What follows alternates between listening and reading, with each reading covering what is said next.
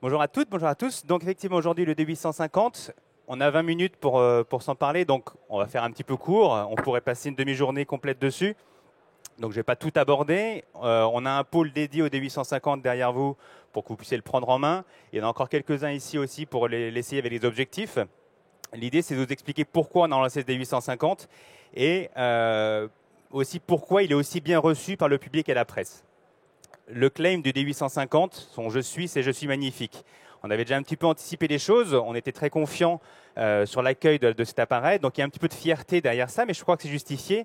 Et c'est justifié aussi quand on a vu les tests sortir. Et donc je vous ai sorti quelques extraits de citations que j'ai trouvées dans la presse et dans différents médias spécialisés. Sur Focus Numérique, ils disent « Nikon ne gratifie donc du meilleur réflexe du moment en véritable point d'orgue de son centenaire ».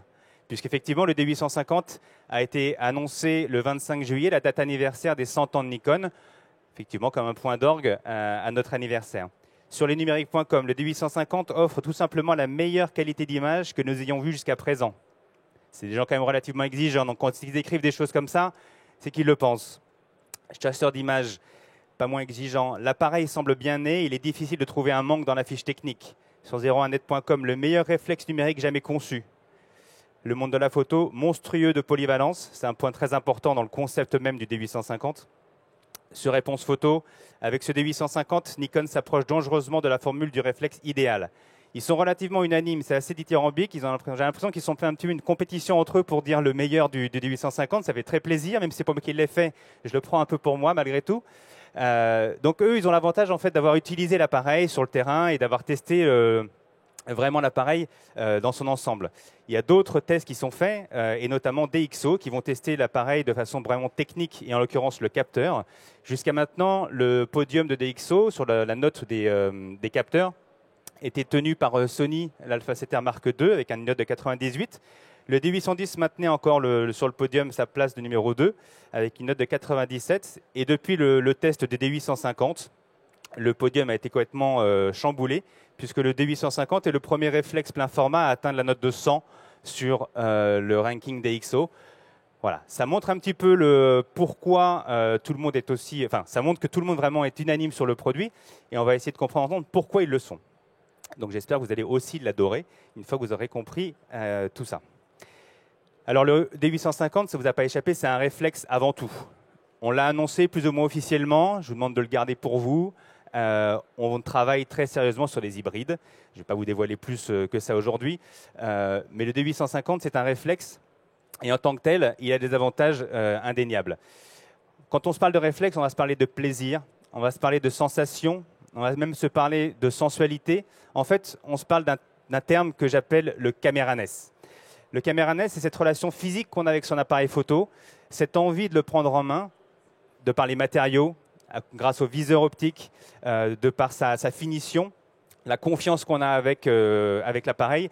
C'est simplement en fait le fait d'avoir envie de prendre son appareil photo pour aller faire des images. La photo la pire, c'est celle qu'on n'a pas faite. Donc pour faire la meilleure image, il faut avoir envie de prendre son appareil photo et de partir avec. C'est ce que crée en fait ce caméraness. Donc sur un réflexe, évidemment, le point principal du caméraness, c'est le viseur optique. Évidemment, couverture à 100%, on voit exactement l'image qui sera faite dans le viseur, c'est le minimum qu'on peut demander à un appareil de ce niveau-là.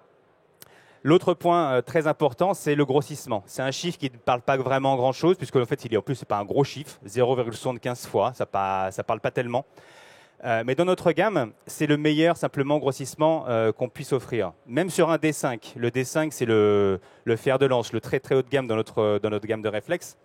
Il n'a un grossissement que de 0,72 fois. Le D810, qui donc précède le D850, n'avait un grossissement que de 0,70 fois. Le chiffre, encore une fois, ne paraît pas énorme, mais je vous invite à regarder à travers le viseur d'un D850, ou pas d'ailleurs, sinon vous aurez du mal à revenir en arrière. On a eu d'ailleurs des photographes de l'AFP qui ont testé les D850 cet été pendant les championnats du monde d'athlétisme à Londres. On leur a prêté donc quelques D850. Ils avaient du mal derrière à revenir sur leur D5. La sensation de viser un petit peu dans un trou de serrure assez étriqué. C'est ça en fait que crée le grossissement sur un viseur optique, c'est cette sensation d'être plongé au cœur de l'image, de faire partie de la scène. Donc ça, c'est un élément très important pour avoir envie simplement de cadrer, de regarder dans le viseur. Un beau viseur comme le D850, ça y participe énormément. Mais le caméra NES, c'est aussi l'ergonomie, le grip. Sur le D850, on l'a complètement retravaillé. Il est beaucoup plus profond, beaucoup plus sécurisant. Ce qui veut dire que sur le long terme, la prise en main de l'appareil est beaucoup plus confortable et sécurisante, encore une fois.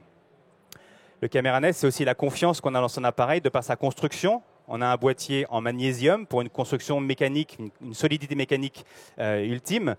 Des joints d'étanchéité à toutes les parties sensibles pour lui assurer une étanchéité parfaite, même dans des conditions assez extrêmes. Et puis un obturateur très résistant qui est testé sur 200 000 cycles. Ça laisse de la marge à beaucoup d'entre nous. Le caméra NES, c'est aussi l'écran, le plaisir qu'on a à regarder les images une fois qu'elles sont réalisées sur un bel écran, un grand écran, mais surtout bien défini. Pour profiter de la définition du D850 sur un écran de 2,4 millions de pixels, c'est évidemment plus intéressant. Orientable et tactile pour, encore une fois, faciliter et donner le côté d'utilisation et de paramétrage de l'appareil beaucoup plus agréable. Et enfin, le caméra NES, c'est aussi des petits détails qui peuvent paraître pas grand-chose, mais qui donnent en fait une sensation plus intéressante, notamment quand on l'utilise la nuit. Le rétroéclairage des boutons, de la même manière que sur un D5, qui permet en fait de rétroéclairer cette partie des commandes ici, pour retrouver facilement ces boutons, même quand on est dans le noir. Voilà pour le caméra NES. C'est une partie importante, encore une fois, sur un réflexe et qui justifie de développer encore des réflexes en 2017. Alors, qu'est-ce qui a fait aussi que toute la presse était aussi unanime sur le lancement de ce D850 et après leur test? C'est qu'en général, quand on développe un appareil photo, on le spécialise sur un domaine. Si on veut avoir une définition très importante, ça a des conséquences forcément sur la sensibilité. Si on veut un appareil photo plus rapide, on fait un compromis sur la définition des images. Sur le D850, on a mis ces trois facteurs au même niveau, sans compromis, d'où la polyvalence de l'appareil. Sur le D850, on sera aussi à l'aise en studio qu'aux confins d'un désert, dans des scènes beaucoup plus confinées, comme dans une église où la lumière est moindre et où on a besoin de plus de silence, sur les terrains de sport où la rapidité est plus importante. Tous ces domaines très variés, en fait, le D850, il sera parfaitement à l'aise. Donc, il est développé au départ pour les photographes professionnels, qui ont des exigences évidemment très, très importantes dans tous ces domaines. Mais évidemment, finalement, les photographes amateurs ont les mêmes besoins ou les mêmes envies. C'est juste qu'ils ne gagnent pas d'argent avec leur activité, mais ils n'ont pas forcément moins d'exigences sur le matériel et leur capacité. Et ils ont peut-être même d'ailleurs plus de variations d'usage qu'un professionnel qui est souvent un peu spécialisé dans un domaine d'activité. Donc la polyvalence d'un appareil photo, elle est tout à fait cohérente, d'autant plus pour les amateurs que vous êtes peut-être d'ailleurs. Alors le capteur, ça fait partie du premier pilier du D850, 45,7 millions de pixels. Et c'est là que c'est important, puisqu'en fait, pas mal d'entre vous vont se dire, c'est trop pour moi. Non, je ne veux pas l'entendre, c'est pas trop pour vous, parce que justement, sur le D850, on va se parler d'une définition variable. En fait, le D850, il est capable de faire des images en 11 mégas, mais également en 25 mégas. Et effectivement, on peut aller jusqu'à 45 millions de pixels. L'intérêt ici, c'est qu'on peut le faire indépendamment en JPEG et en RAW. On peut très bien faire un JPEG en 11 mégas et un RAW en 45. On fait du JPEG plus RAW sur un one-shot, mais les deux fichiers sont enregistrés en définitions différentes. On peut croiser ça également. On peut se parler aussi sur le D850 de format variable. On est évidemment en plein format en FX, donc en 24-36. On peut shooter au format carré, et ça c'est une nouveauté sur notre réflexe, on n'avait pas encore jusqu'à maintenant. Le format DX également, format 5 quarts, le format crop 1,2 fois, qui est un intermédiaire entre le FX et le DX. Tout ça, encore une fois, en JPEG ou en RAW. Donc on peut très bien faire un RAW au format carré avec le D850. Donc en réalité, si vous cumulez les formats d'image, les taux de compression, les cadrages, on a plus de 200 combinaisons différentes pour créer des fichiers sur le D850. Ce qui montre bien que l'appareil est capable de s'adapter à vos contraintes, à vos besoins, à votre flux de production. Donc, je ne veux pas entendre que 45 millions, c'est trop pour moi, puisque peut-être qu'en fait, dans la plupart de vos productions, de vos images, vous ferez des fichiers en 25 millions de pixels, en plein format 25 millions de pixels, très bien. Et puis que pour une application particulière ou même une image particulière qui vous paraît particulièrement importante parce que vous avez besoin de recadrer, parce que vous avez imaginé un cadrage ou un tirage très important, et bien là, passez sur du 45 pour exploiter le plein cœur de l'appareil. Parce qu'effectivement, un RAW en 45 millions de pixels sur un D850, c'est 90 mégaoctets. Donc, il faut avoir la machine qui suit derrière. Mais le D850 est capable de produire des JPEG de moins de 3 mégas également. Donc c'est une machine qui peut, effectivement, qui peut le plus, peut le moins si on peut faire un raccourci. Mais ne vous focalisez pas systématiquement sur les 45 millions de pixels. Alors pourquoi malgré tout intéressant d'avoir des images aussi bien définies? Quelques exemples en tout cas. La photo animalière, souvent les photographes animaliers sont toujours dans la frustration de ne pas être aussi près de leur sujet principal qu'ils l'aimeraient, d'où la volonté pour eux de travailler en format DX, puisqu'on a ce rapport de 1,5 des focales qui intervient, ils se rapprochent de leur sujet. Sur un D850, le cadrage DX est possible, et on a encore une définition de 19,5 millions de pixels, c'est parfaitement exploitable, c'est pratiquement la définition d'un D500, D500 qui est une référence chez nous en termes de format DX. Donc finalement, dans un D850, vous avez pratiquement un D500 qui est embarqué à l'intérieur. Donc pour les photographes animaliers, c'est idéal. Et en plus, on est pratiquement au même niveau de vitesse, on le verra par la suite. Pour les photographes de studio également, c'est intéressant d'avoir 45 millions de pixels. Souvent, les photographes de studio, leurs clients leur demandent une image, mais ils vont vouloir l'exploiter de façon différente. Ils vont vouloir faire de la PLV, du packaging, du web, des têtes de gondole. À partir d'un même fichier, ils vont en fait créer différentes images avec différents recadrages. Donc si l'image d'origine est suffisamment bien définie, ils auront de la latitude de recadrage en fonction des formats et des supports sur lesquels ils voudront créer cette image. Donc une image vendue, certes, mais au moins une image vendue sur plusieurs formats. Alors effectivement, quand on a fait une belle image comme celle avec un D850, on va tout de suite tous aller regarder à 100% sur son écran, voir à quel point c'est net, à quel point c'est joli. Mais il faut faire attention de ce en quoi on prend en photo et faire attention notamment à la maquilleuse qu'on utilise et faire attention que par exemple des fautes de maquillage vont devenir visibles. Des petites erreurs d'oubli de points noirs aussi. Le duvet du visage va être visible. Donc un D850, c'est extrêmement précis. Il faut aussi faire attention justement au sujet qu'on photographie et faire attention aussi donc aux notes de la maquilleuse.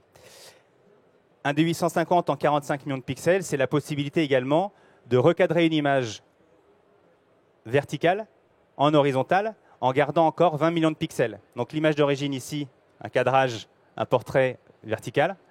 En recadrant la partie du haut, donc en passant en format horizontal, on a encore 20 millions de pixels disponibles. C'est une définition, encore une fois, parfaitement exploitable. C'est celle du D5, c'est celle du D500, c'est celle de beaucoup d'appareils sur le marché. Donc, on change complètement en fait l'histoire de l'image et le recadrage, grâce au recadrage. Et donc, sur un même fichier, on a différentes interprétations possibles d'une même image. Le deuxième pilier du D850, en dehors de sa définition, c'est sa rapidité. Il est capable d'enchaîner 9 images par seconde en 45 millions de pixels. Ce qui veut dire que le D850 a un processeur capable d'enchaîner et de gérer 400 millions de pixels par seconde. C'est colossal. C'est une vraie bête de course qu'embarque le D850.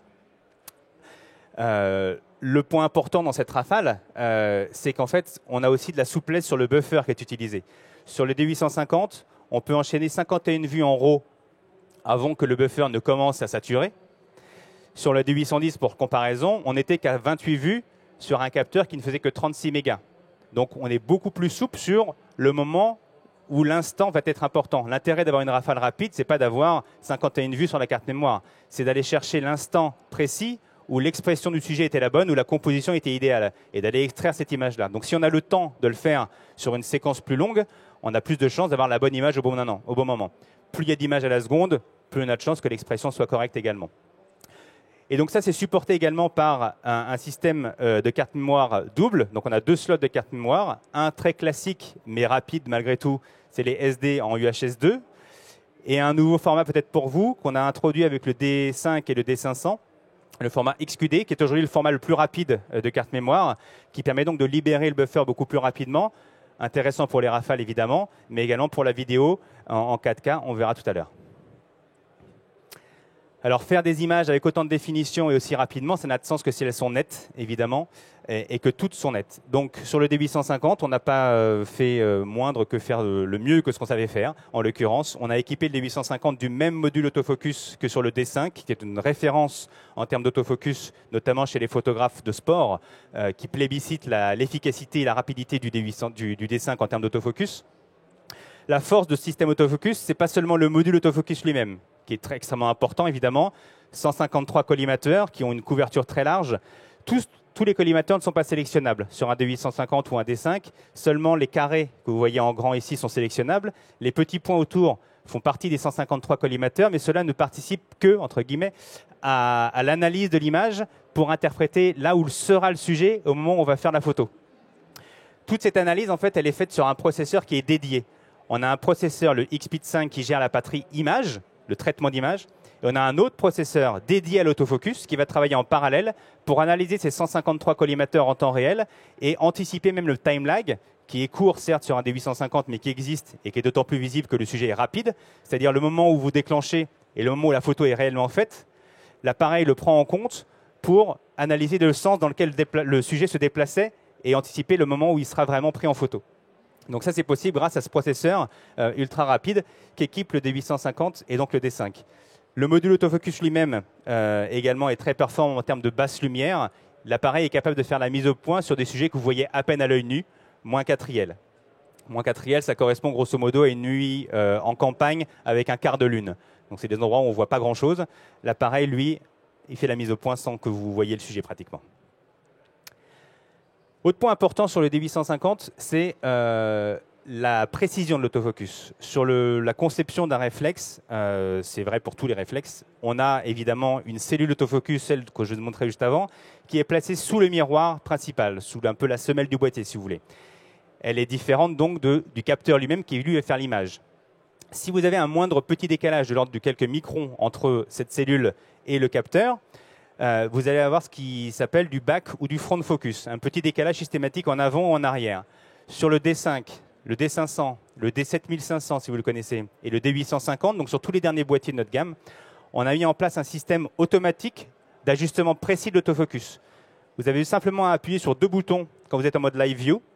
L'appareil va comparer la mise au point en Live View et la mise au point classique en mode réflexe et ajuster systématiquement pour l'optique concernée un éventuel décalage s'il y avait besoin. Donc vous pouvez caler jusqu'à 20 optiques différentes. Je ne pense pas qu'il y ait beaucoup de monde qui ait plus de 20 optiques différentes dans son fourre-tout. Si c'est le cas, vous êtes chanceux. Donc c'est très confortable et très facile à faire. Pas besoin de retourner au SAV pour avoir le calage. C'est fait directement sur une table. Vous faites votre manipulation tout seul comme un grand. Et c'est très pratique. Troisième pilier du D850, sa sensibilité ISO. On n'a pas fait de compromis de ce point de vue-là, malgré l'augmentation de la résolution, de la définition. C'est lié à 2 facteurs. Le premier, le capteur. Le capteur CMOS rétroéclairé, c'est la première fois sur un réflexe Nikon qu'on l'utilise. C'est une technologie en tant que telle qui n'est pas nouvelle. On l'a même déjà dans des compacts depuis plusieurs années. Mais sur un réflexe Nikon, c'est la première fois. Alors juste pour un petit rappel rapide, sur un capteur CMOS classique, vous avez une partie circuiterie qui est ici et qui masque une partie en fait, des photons qui arrivent sur la partie photosensible. Sur un CMOS rétroéclairé, on a inversé les 2 couches. Donc les photons arrivent plus rapidement, plus directement sur la partie photosensible. C'est en réalité évidemment un tout petit peu plus complexe que ça, mais ça vous montre qu'effectivement, sur un capteur CMOS rétroéclairé, plus de photons arrivent, donc il y a plus d'efficacité lumineuse sur le capteur. L'autre élément primordial sur la capacité de gérer les hautes sensibilités notamment, c'est le processeur XPIT5 qui est le même que sur le D5, qui est une référence en termes de sensibilité ISO, c'est simplement le meilleur réflexe en termes de sensibilité sur le marché. Donc le D850, il a une zone nominale de sensibilité qui va de 64, c'est la plus basse sensibilité sur un réflexe aujourd'hui, en nominal, et il monte à 25 600. Les tests dont je vous ai parlé tout à l'heure des différents médias montrent pratiquement tous que jusqu'à 6400 ISO, il n'y a pratiquement pas de visibilité du bruit. À 12008, on commence à le voir, mais c'est parfaitement exploitable. À 25 600 ISO, on voit beaucoup le bruit, mais c'est encore exploitable. Le rendu du bruit, c'est très personnel. Ça dépend aussi de comment l'image est exploitée derrière, si on la recadre, à quel format elle est tirée. Donc voilà, il y a beaucoup d'éléments qui rentrent en compte. Le point important ici, c'est de se rendre compte que malgré l'augmentation de la définition du capteur de 36 à 45 millions de pixels, si on avait gardé le capteur et le processeur, on aurait été obligé de réduire la sensibilité, puisque les pixels deviennent plus petits. Malgré ça, on a augmenté la sensibilité sur le D850 par rapport au D810 d'un stop. Voilà, une image qui n'est pas forcément très valorisée sur l'écran, mais c'est fait à 10 000 ISO, un one-shot de 15 secondes. C'est plus joli sur mon écran ici. Il y a un élément qui est souvent un petit peu passé à la trappe, qui pourtant est primordial dans le résultat d'image produit par l'appareil, c'est la cellule de mesure de lumière. Cette cellule, en fait, elle permet évidemment d'analyser la quantité de lumière que l'appareil va déceler pour déterminer le bon couple diaphragme-vitesse. C'est une première chose qu'on lui demande. Mais en fait, c'est qu'une petite chose parmi plein d'autres. La cellule de mesure de lumière, en fait, elle fait également la reconnaissance de scène. Elle se charge aussi du suivi autofocus, de la mesure d'exposition, on l'a vu. Elle mesure aussi la qualité de la lumière, la quantité de rouge et de bleu. Donc, elle s'occupe de la balance des blancs. C'est elle aussi qui détecte le scintillement, donc le fameux flicker. Donc, en fait, plus votre cellule de mesure de lumière est précise et a d'informations à gérer, plus mieux elle va analyser en fait l'image que vous aurez à produire. En fait, avec une analyse comme ça, l'appareil est capable de voir et de reconnaître le type d'image que vous allez faire avant même que vous ayez déclenché. Plus vous avez de pixels ici, plus l'appareil voit l'image avant qu'elle soit réalisée sur le capteur imageur. C'est un capteur différent évidemment du capteur imageur. En plus, elle est sensible à -3 IL, donc encore une fois très sensible, un peu moins que la cellule AF comme on l'a vu. Mais l'intérêt de ça, par exemple, quand on fait un time-lapse qui commence le jour et qui finit la nuit, on est obligé d'avoir une cellule de mesure de lumière automatique. On ne peut pas rester en manuel, puisque les différences de lumière entre la nuit et le jour sont trop importantes. Donc, on est obligé de faire confiance à une cellule de mesure. Si la cellule n'est pas capable de voir la nuit, tout le passage de l'aube, enfin du crépuscule à la nuit, l'appareil ne verra plus la nuit et donc fera des expositions mauvaises sur la transition à la nuit. D'où l'intérêt, par exemple, d'avoir une cellule aussi sensible au noir. L'une des forces des réflexes, c'est évidemment l'autonomie par rapport aux hybrides. Je vous montre ici le D850 qui fait également une bonne transition par rapport au D810. Alors, il y a deux explications à ça. Le D850, vous l'aurez peut-être remarqué, n'a pas de flash intégré, contrairement au D810. Il y a deux raisons à ce choix. D'une part, le viseur, on l'a vu, c'est le plus grand grossissement qu'on ait produit sur un réflexe depuis, d'ailleurs, je ne l'ai pas dit, mais depuis le F5. Donc ça fait, je n'ai même pas compté combien d'années ça fait le F5, mais ça va faire au moins 20-25 ans. Donc on n'avait pas eu de réflexe avec un grossissement aussi important. Donc le prisme lui-même, l'oculaire, a été complètement repensé, donc plus de place dans le prisme. L'autre argument, c'est que le D850 et le D810 aussi, d'une certaine façon, sont des appareils de studio en partie. Donc, des photographes utilisent beaucoup des optiques à décentrement et à bascule. C'est des optiques qui vont pouvoir en fait changer d'aspect, c'est-à-dire qu'on va pouvoir les bouger sur leur axe optique. Sur un D810, à cause du prisme et du flash intégré, certaines optiques en bascule allaient taper sur le prisme. Donc on ne pouvait pas utiliser ces optiques-là dans leur pleine amplitude de mouvement. Sur un D850, toutes les optiques à bascule et décentrement sont utilisables dans leur pleine amplitude, donc aucune restriction de ce point de vue-là. Donc, ça, c'est un premier argument pour lequel l'autonomie du D850 est plus importante, puisqu'on n'a pas de flash intégré, ça ne consomme pas de flash, évidemment, en termes de batterie. L'autre argument important, malgré tout, c'est le processeur. On était sur le XPIT 4 ici, le XPIT 5 sur le D850, qui consomme simplement moins d'énergie. Donc, à chaque image, moins d'énergie est consommée sur la partie informatique, je dirais, de l'appareil. Le reste, c'est la concurrence qui se retrouve à peu près dans le même niveau de positionnement. Vous devinerez qu'en dessous, ce sont des hybrides et qui, évidemment, n'ont pas forcément les mêmes avantages de ce point de vue-là. L'autre point clé et la force de Nikon en termes de proposition, c'est évidemment la gamme Nikkor. On a la même monture depuis 1959, donc toutes les optiques produites depuis 1959 peuvent se monter sur le D850.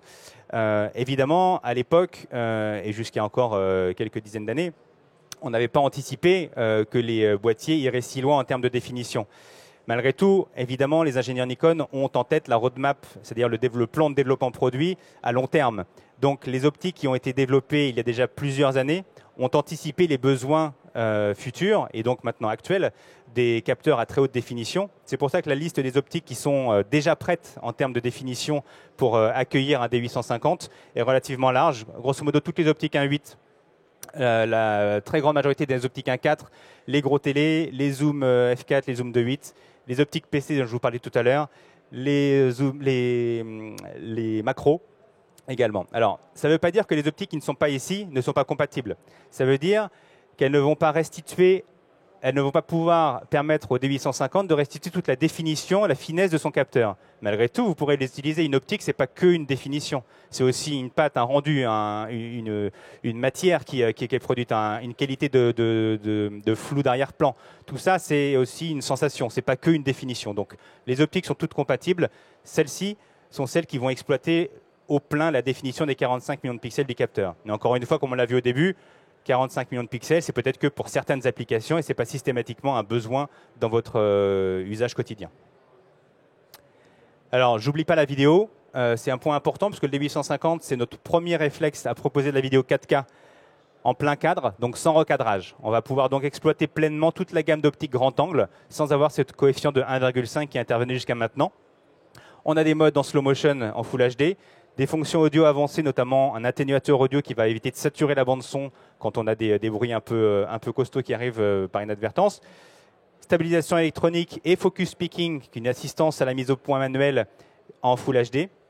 Des sorties vidéo sans compression en 4.2.2 pour la sortie HDMI. Et puis des modes time-lapse embarqués en 4K. Et surtout peut-être, ici, la possibilité de faire des vidéos time-lapse en 8K. Et c'est l'explication pour laquelle on a choisi un capteur de 45 millions de pixels. Le 45 millions de pixels couvre le 8K. Donc pour faire une vidéo, un time-lapse en 8K, vous faites un mode intervallomètre. Vous allez faire une série d'images en 45 millions de pixels. Et derrière, prendre ces images-là sur votre PC ou votre Mac, un peu costaud avec une bonne carte mémoire, pour produire une vidéo en time-lapse en 8K. Derrière, il va aussi falloir avoir un écran pour profiter de cette image en 8K. Il n'y en a encore pas beaucoup sur le marché aujourd'hui. On va dire que le D850, il est prêt pour le futur. Vous avez en fait un capteur qui est déjà prêt pour gérer des vidéos en 8K. Voilà, je ne vous ai pas parlé de tout, je ne vous ai pas parlé du focus speaking, je ne vous ai pas parlé du duplicateur diapo, je ne vous ai pas parlé de plein d'autres choses, mais on peut en discuter avec moi, bien sûr, après, avec mes collègues sur le pôle du D850. Et j'espère que vous êtes convaincus et que vous avez compris pourquoi toute la presse est unanime sur ce D850. Et je pense que vous pouvez aussi passer commande au village des ventes maintenant.